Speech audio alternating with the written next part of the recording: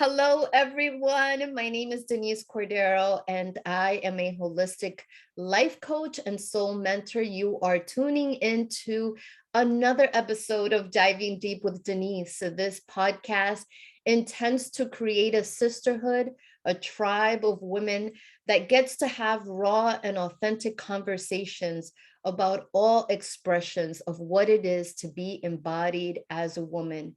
Through the vulnerable sharing of our stories, we get to invite other women to share theirs, to be empowered, to be healed, and to boldly step into their authenticity and their truth. Today, I have an amazing guest. Her name is Pam Palanza. So Pam is a proud mother of 4 children and has 8 grandchildren, ranging in ages from 5 months to 20 years old. That is her first and most important role. Family is everything. To earn income, she has been an entrepreneur for many years, owning a variety of different businesses, including a balloon delivery business, a gift basket shop, and an elder care referral service. For more than 40 years, Pam has been in the childcare industry as a provider, a consultant, a trainer, and a public speaker. Currently, she owns carefinders.com and childcarecoaches.com and has a podcast by the same name. The focus of these businesses is to educate and inform parents about the wonderful world of childcare. Thank you, Pam, for being here with me today. No, I am delighted. And Denise, it's interesting when you were talking about the parents, because what we talked about prior to hitting recording, how that just tied in. I thought that was great. Yes, families, parents, yes. Well, we're bringing all of that in. And I want to acknowledge Shirley McGowan King for connecting us. Yes. So she's the founder of Mom to Be Sisterhood. And we recently shared a podcast episode where she talked about what she does and how she supports mothers through their pregnancy, making sure, obviously supporting them so that their birth plan is honored and they have an exceptional birthing experience where they get to bring their baby into the world and they're feeling good and the baby is being supported. So, I say that this podcast is about women for women and really supporting all areas of what it is to be a woman. And obviously childbirth and childcare is one of them. So I thought that this was just a perfect synergy because one of the things that we most struggle with in our country today is that as women, we have so many roles. We have businesses, we have careers, we have our own professions. We're no longer in this place where women are just homemakers, where they get married and have children, are in the home supporting, raising their children full time. Now they're out in the workplace, and more women are making these decisions about having these careers, sometimes even postponing family planning much later in life. But the fact of the matter is that now that mom is not home, who's taking care of the kids? Who's taking care of the child? And not only that, but I'm sorry to say, but companies in this country are really not up to par and not supporting a woman after child. I mean, it's ridiculous that we even have to have a discussion and laws to protect women and their children, whether it's they're adopting or whether it's childbirth, of when they get to go back to the workforce. It's like, okay, you just caught the baby 6 weeks later, you need to go back to work. Not only that, but it's an unpaid benefit in many states, which is completely ridiculous. So it's archaic. It's archaic. Yeah. And Shirley, you're preaching to the choir here, girl. You're preaching to the choir. And Shirley, I met through an online group that I'm in. And when I heard what she did, I was like, oh, girl, we have got to talk. I had her on my podcast, interviewed her, because when I had children, there was no such thing as a birth plan. That didn't exist. You got pregnant, you had your baby, you went to the doctor for your checkups, you talked to your friends, you talked to other women you knew. Well, a birth plan didn't exist. And the fact that she would work with people from the beginning all the way through that journey of pregnancy and ties into what I do, because she gets them through the pregnancy. And then I'm like, oh, but you want to go back to work? We need to find you childcare. And do you know what that's about and how you find it and what you look for? And so that was the impetus for our podcast. I co-hosted with a friend of mine who's worked with me for 25 years. And Lori and I feel very passionate about childcare and the fact that women and men don't always understand childcare. And you're right, women returning to the workplace after giving birth, the companies that give you 6 weeks and expect you to come back to work when your body is not even healed in 6 weeks from having a baby. And I guarantee you, if one man had to give birth and go back to work in 6 weeks, things would change in this country, because it's not right. So I applaud the companies that are progressive, and I do work with some actually that are very progressive and give a really substantial 3 to 4 month leave, which is wonderful. And I'm able to work with these parents finding childcare. So I don't know what it is like where you are, but in our part of the country, childcare is insane right now. Waiting lists are a year to too long. Yeah. And I'm not joking. It's a crisis right now. And I've never seen it like this. In 40 years of in childcare, I have never seen the situation that we're seeing now, ever. And I've been doing this a long time. So I'll give you an example. I have a client I worked with, one of my corporate clients, had her baby in April. She called us last June, knowing she would need a spot this July. We were able to give her referrals. She found a slot in the county she needed it in. She goes back to work in 30 days. And yesterday, her boss transferred to a neighboring county. Now she says to me, I need a slot for an infant in 30 days. And I laughed. I said, I'm sorry, I don't mean to laugh, but that's next to impossible. I'll certainly call around and see what I can do for you, but let's talk about some other options you might have. Now, here's this mom who just gave birth to her second child, all set with childcare, goes back in 30 days and has no care. Wow. At this point. So I did find one potential, but literally people are telling me, oh, we have 98 people on our waiting list for infants. We have a 2-year waiting list, or we've shut down our waiting list. So here she is panicking. Am I going to be able to go back to work or not? Right. I have another client I've been working with for a year, no joke, a private nanny family. This is a doctor couple. Moved to the area. She needs a nanny so she can go back to work. The husband's already working at the hospital, but she only works so weird schedule. I have sent her probably 14, 15 different referrals, and for some reason they don't pan out. But even finding nannies right now is next to not impossible, but very challenging. And she said to me last week, am I going to have to turn down this job? Right? Wow. That's the situation this country is in right now with childcare. But it's typically the mother that falls on, not the father. It's the mother who's in that position. Do I go back to work or not? Or do I give up my career, my job, and stay home so you can continue your career? Right? Thank you, Pam. Yes. I really appreciate that you brought that up, because that's a very interesting dynamic. Mm-hmm. And it's a paradigm that needs to change, this expectation where it is the mother that needs to sacrifice everything. And the father is just like, okay, you had a baby, whatever, let me just go back to work. And it's not to say that there aren't fathers that actively participate and help in the raising of their children. But I think that we can all agree that the majority, that help is very limited. Right. Very limited.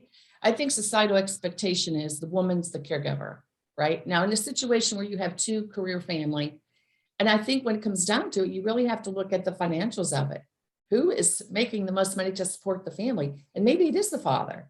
And maybe the mother wants to stay home. Great. But maybe she doesn't. And maybe she makes more than he does.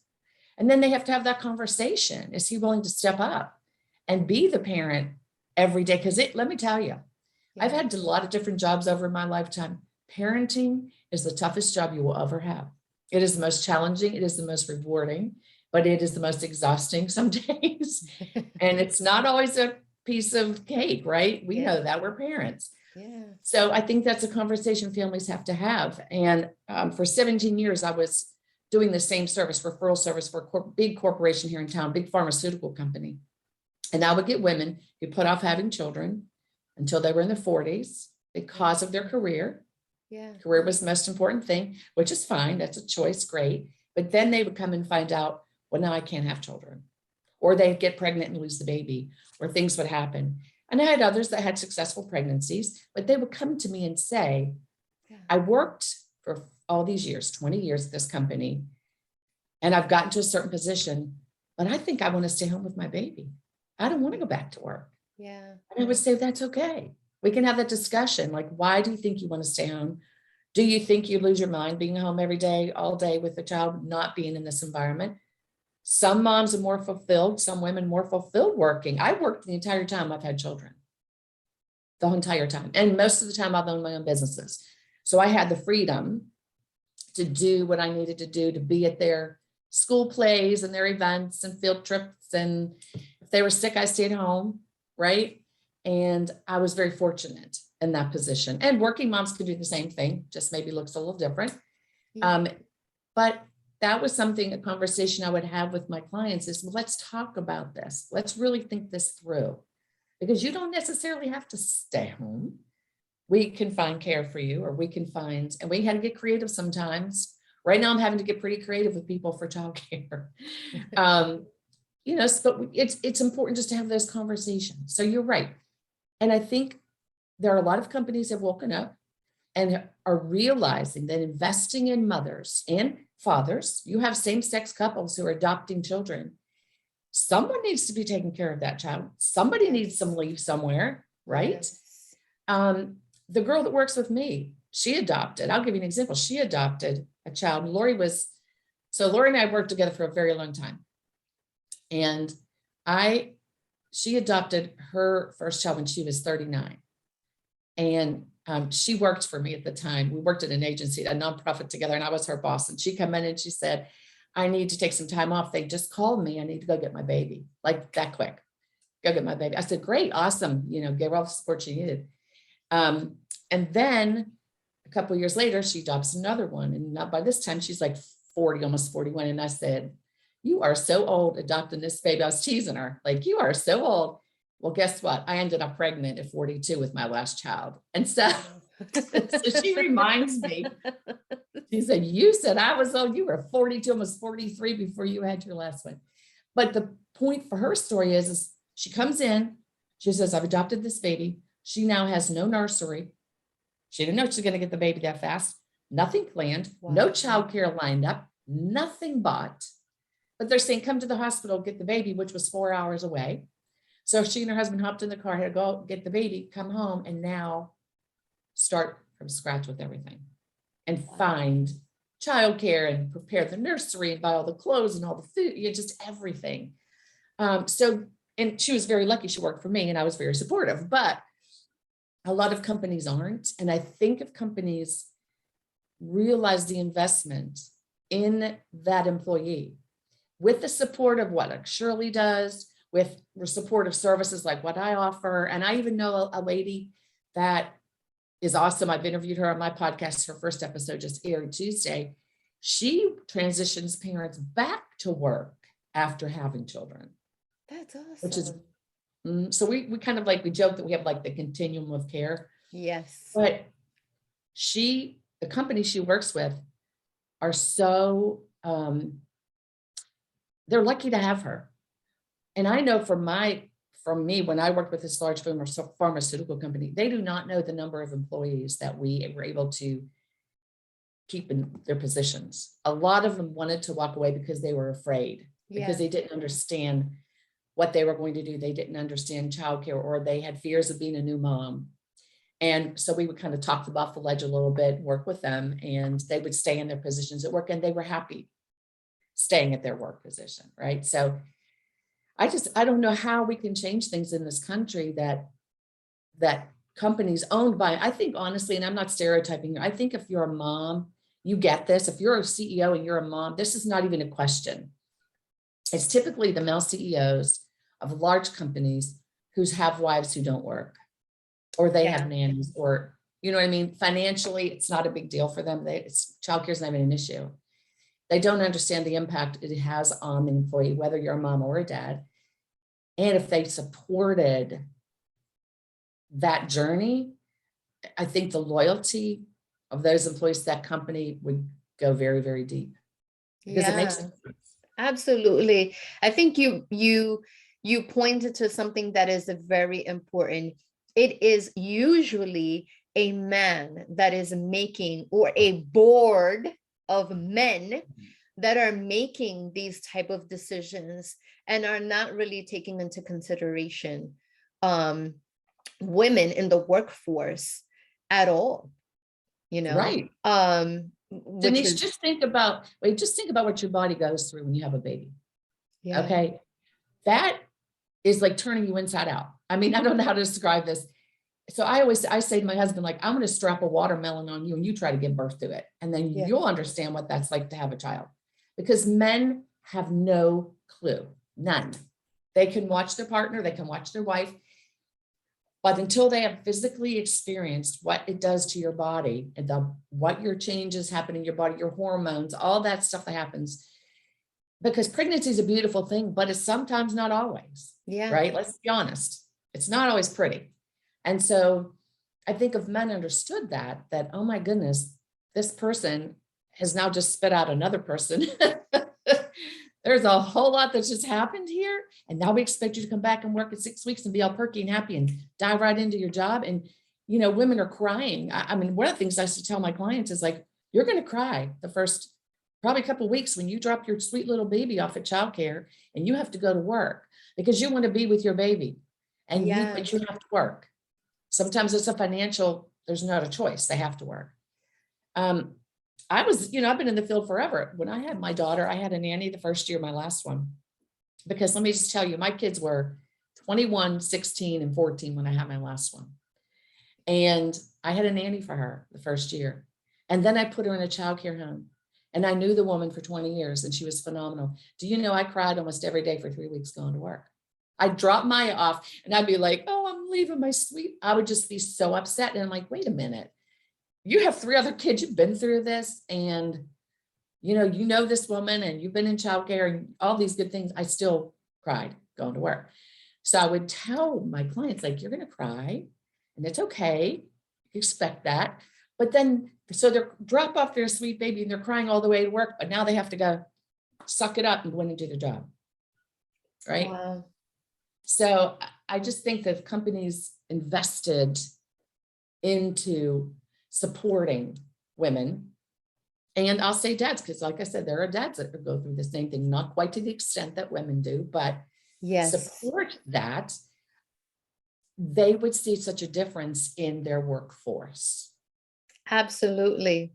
Well, if the Great Resignation is not giving companies a wake-up call, I don't know what is, because ultimately, while COVID may have been the tipping point that created this massive exodus of people from the workforce, ultimately it was that pandemic and people being laid off and people being quarantined that allowed them that space and that time to say, what kind of quality of life do I want to have? What does that mean to me? How can I align my values to what I'm actually doing?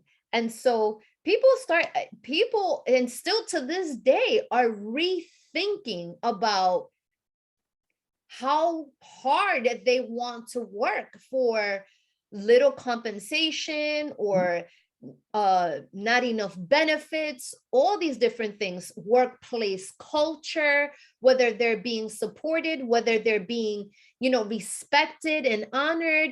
I think we are way past, the time where you went to work and you got a paycheck and your boss would be, well, this is what we pay you for. It's no longer about compensation anymore.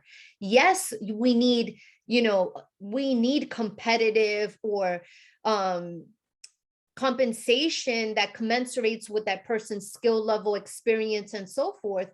But it's also about the intrinsic value of the workplace. It's the intrinsic value of the employee. It's people being seen and valued as more than just a production line. A number, just a number, an employee number. Exactly. I agree. And I'll tell you, it has this great reassignment.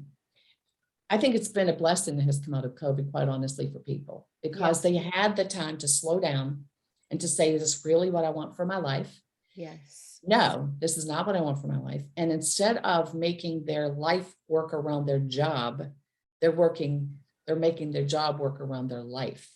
So they're reevaluating and saying, I don't want to be working this, going in at 7 in the morning, working at 11 at night to become a partner. I don't want to ignore my family, ignore my children to make money because I'm never seeing my kids because I'm working all the time. Right. Yeah. And it's funny you said this about, well, first of all, workplace culture is huge. And if that's what we're talking about here, if companies embraced not just you're an employee for a paycheck, here's what you do for me, here's what I give you in return, but how can I support you in your life with your family? How can I support that? And make policies and things that are a little bit more flexible for employees. And some companies are embracing hybrid workplaces now. So come in some days, stay home. That's amazing.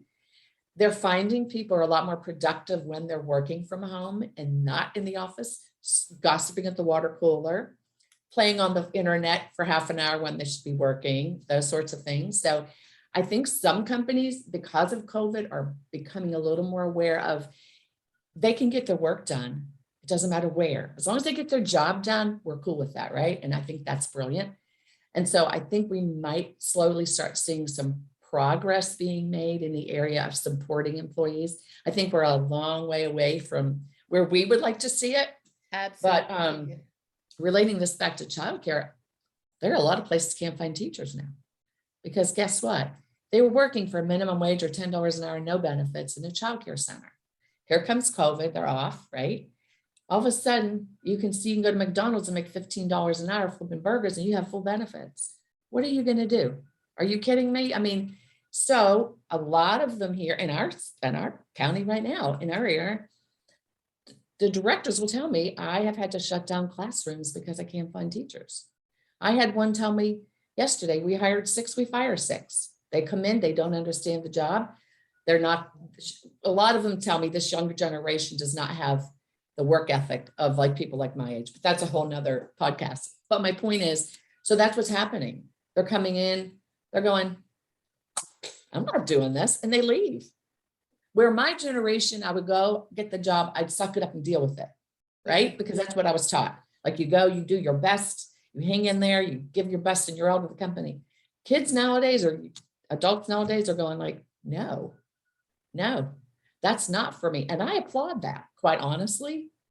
I applaud that they know that is not what they want in their life and that they reevaluate what's important to them and then they proceed accordingly.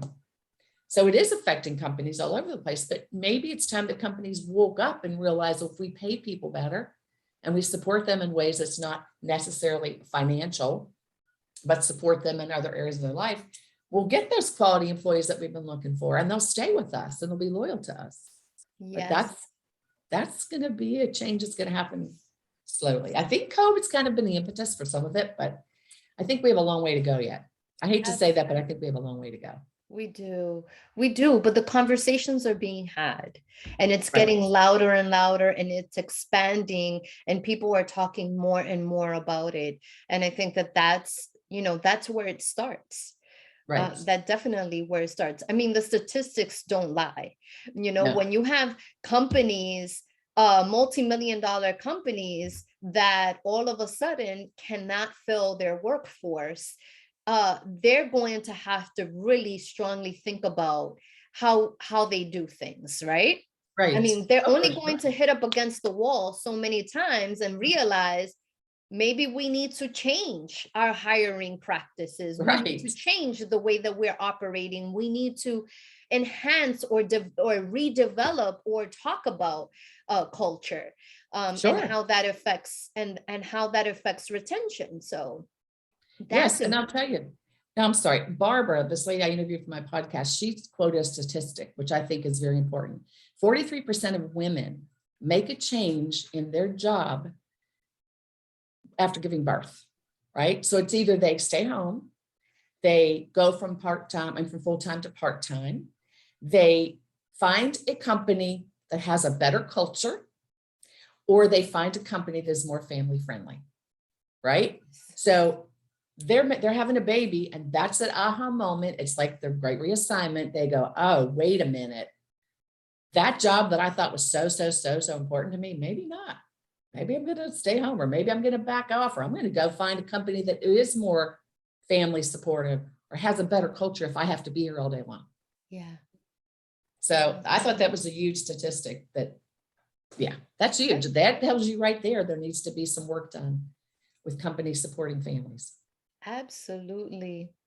So Pam, I want to take you back a little bit. You've been a successful serial entrepreneur and have had several businesses. But can you tell us why you landed at childcare? I mean, I can say obviously there's such a need for it, but could you Yes. tell us a little bit about your journey and why you chose childcare referrals and coaching as the business that you wanted to stay in? I think it goes back to the time I was in kindergarten. This is funny. I always knew I wanted to be a teacher. That just, people would say, you're 5 years old. What do you want to be when you grow up? And I'd say a teacher. I always just knew I was going to be a teacher. So when I went to college for early childhood education. And I came out working. I started my first job. I always loved children. We had lots in our neighborhood. I have 3 siblings. I just always loved children. I went to work in a preschool for children with special needs, which was really interesting because, back up for a minute, when I first started college to be a speech pathologist. And why I decided to do that, I don't know, but I thought, oh, this will be good. This will be fun.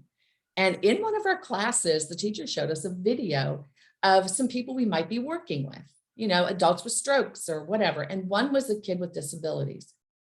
I remember walking out of that class, going to my advisor and saying, I cannot work with children with special needs. I'm changing my major to early childhood education. Wait, no, this gets funnier. Story gets funnier. My first job is working with children with special needs. My oldest child, who's 40, now 42, was one of the students in the school that we ended up taking and raising when he was 5. He has special needs. His children have special needs. My sister has a son with special needs. Wow. So I made a plan and God laughed at me. He's like, oh yeah, you don't want to work with them? Watch this. So I taught in that preschool for a while. And then I just went on from there and I worked in a church-based preschool as a 2-year-old teacher, assistant director. And then I had my first son. And then we moved and I opened a family childcare home. So, and I did a series of that, family childcare homes. And then I went to work for a childcare resource and referral. And it was actually new in our town. I started it through an agency. They said, we want to start this program. They hired me to run it. When I started, it was me and a $39,000 budget. And then when I left 7 years later to start my own company, we had 15 employees and $1.5 million budget. Wow. So I grew this program, but I always told myself when I woke up and I didn't want to go to work, that was time to leave because I loved what I did. I'm passionate about childcare and I absolutely loved it. But I woke up one day and I was like, I think I can do this myself and control my own destiny and not be at the whim of an agency. Yeah. So I did. I left. I started my own company, doing consulting and training and doing referrals for this pharmaceutical company.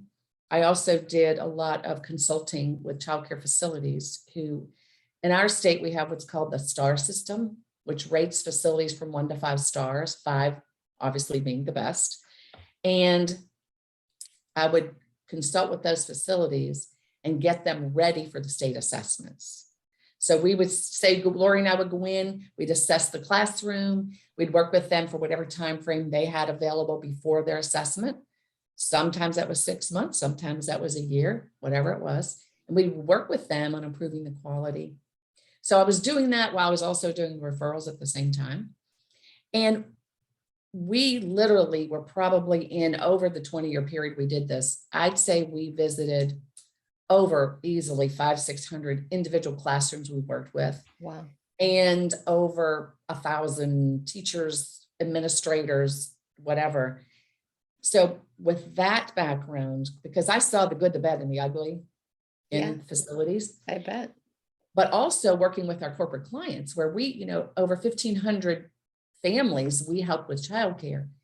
Put that two together and we quickly realized that parents, a lot of them had no idea about childcare.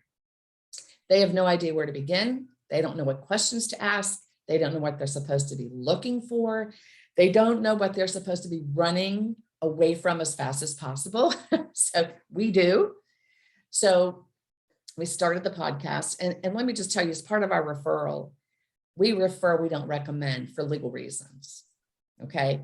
But I can educate my client on quality. I can educate them on what they should look for. And here's the questions you ask. And here's when you go in to observe what you should be noticing. Or if you hear this, you might want to back slowly out the door and run away, right? That kind of stuff. So a lot of what we do with the podcast, even our website, is educating, informing parents, especially expectant parents, new parents, or maybe someone who's never used childcare before.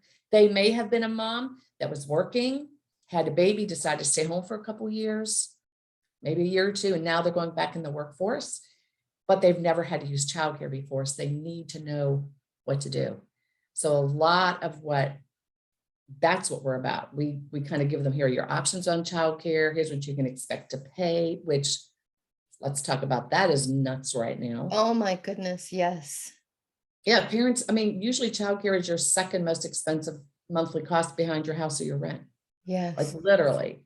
We have a center in town here charging $300 a month for 1 week for an infant. Now I know, for us that's high. For other areas like, Raleigh or Charlotte, where we are in North Carolina, they're much higher, but that's $1,200 a month for one child. That's insane. That's insane. I know, and that's more than some people's mortgages or rent. Rent's a little higher than that here, but I'm just saying. Yeah. It's crazy. And so we just felt it was really important. And I have this on the website, and this is a staggering comment, but it's true. If you have one child and you put them in full-time childcare from the time they're an infant till the time they're 5 years old, depending where you live in the country and what type of care you use, whether it's a nanny or a center or whatever, you're going to spend in 5 years between $60,000 and $200,000 for 5 years. That's astronomical. Yes. So when you hear that number, you're like, that's an investment. This is your child, number one, but that's a huge financial investment. Why would you not want to find the best care you possibly can for your child if you can afford that? Not everybody can, unfortunately, and they have to settle. But if you can afford that and you're paying that kind of money, you need to know what you're getting into, right?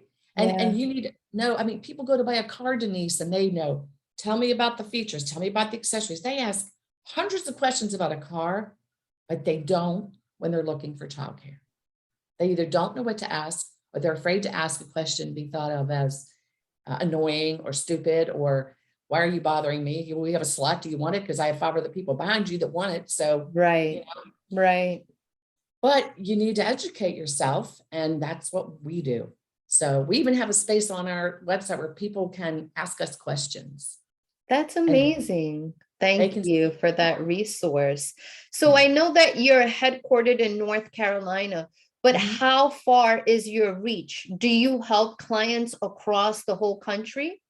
Well, with our childcare coaching website, yes, we can. The podcast, actually, our podcast is international. I think we have listeners from like 12 countries right now, which is pretty cool. I get excited every time I see a new country because I don't understand. I know childcare in the US, Yes. like down pat, right? But in other countries, I have no idea of what their childcare systems are like. Some I do. I have friends in the UK and, you know, Shirley's in the UK and I have another friend there and I can ask questions, but I'm not as well versed in internationally. So we have 12 countries so far. Right now, my corporate clients are here in this area, but we can go nationally. I mean, childcare is childcare. And Lori and I both have been in this industry for 40 years. She's been a director of a large center, you know, 200 kids, 40 staff for 8 years. She managed a center. Wow. So between us, with our backgrounds and our own children, we pretty much have every type of care covered except for military-based care.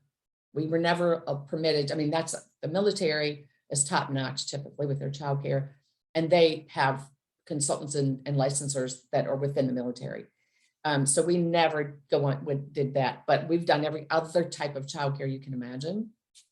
We have consulted with, trained, been in the facilities, whatever. So we have a really broad perspective. And yeah, we can take clients anywhere actually. So thank you. That is amazing, Pam. Do you have any last thoughts or information that you want to leave with our audience? Well, as it relates to childcare, here's one thing. I mean, women, I could go on all day about, because I'm all about women supporting women, right? I'm all about that. I have 2 daughters, you know, I have 3 granddaughters. I'm all about that. But yes, here's what I want to say to parents who need childcare. Every single state has a licensing body that oversees the licensed childcare facilities. And all you have to do is type in the name of your state and state licensing in your browser. So you could say like Ohio state licensing or New York state licensing. Scroll down until you find the licensing agency for that state. Every database, every one of these facilities is listed as licensed. You can look for violations that they've had. You can see what the violations were, what they do to correct them. You can see history. Typically, you'll go back 2 or 3 years. Some go as far as 5 years, but it tells you about the quality of the facility you're considering for your child. Everybody needs to know. And when hardly any of my clients that I coach or talk to know about that. And that's one of the very first things I do is educate them on how to check backgrounds of facilities. So I encourage you to do that if you're looking for childcare. And please feel free to go to our site and submit questions if you have questions. Oh my God, thank you. Can you give us your website address again? Yes, it's simple. It's childcarecoaches.com. Awesome.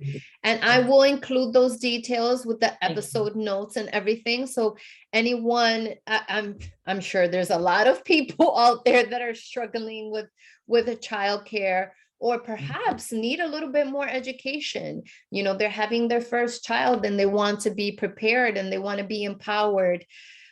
You definitely will be the person that can help them. I mean, 40 years of experience, who can top that? You know, yeah, and our podcast, that's what the podcast is all about too, is they can listen to these episodes where we've talked about what from our experience, but also we have interviewed guests. We've interviewed a director, we've interviewed a nanny, we've interviewed people to say, well, tell us from your perspective what it's like. So we try to get that 360 view of childcare, not just always just our opinions, right? And we try to be neutral. We're Switzerland. We always say we're Switzerland. We try to be neutral, but because we support moms if they want to stay home. We support moms if they want to go to work. Yeah. Whatever people choose, we're here to help with. So we're supportive in that way, but thank you for having me on, Denise. I really appreciate this. Well, thank you for being here with me, Pam. And again, you know, thank you for holding space for me. Our audience doesn't know, but I'll let them know we're talking about parenthood and our parents and parenting in general. And of course, I'm having a meltdown because, you know, it will be my dad's anniversary that he passed away very soon.